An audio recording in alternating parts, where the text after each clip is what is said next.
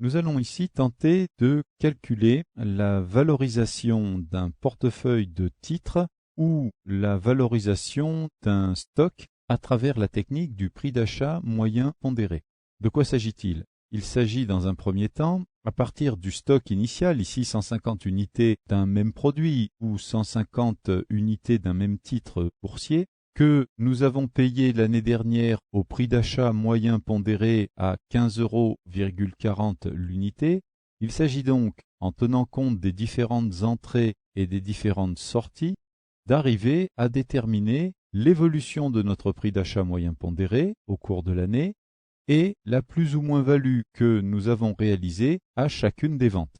C'est un tableau qui est relativement simple mais qui est bloquant sur deux points précis. Le premier, dans ce tableau, tant que l'ensemble de vos formules n'est pas écrite, vous ne pouvez pas savoir si votre raisonnement est bon ou mauvais.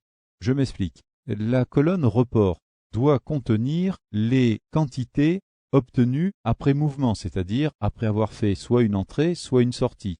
La formule que vous allez écrire dans report vous donnera forcément un résultat mathématiquement faux tant que vous n'aurez pas fait la colonne quantité après mouvement.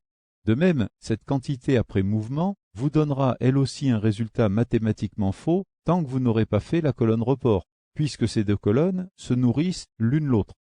Au niveau du prix d'achat moyen pondéré, la formule que nous allons écrire dans cette colonne donnera un résultat mathématiquement faux tant que la colonne stock valorisé ne sera pas écrite. De même, ce stock valorisé ne sera pas bon tant que le prix d'achat moyen pondéré ne sera pas calculé.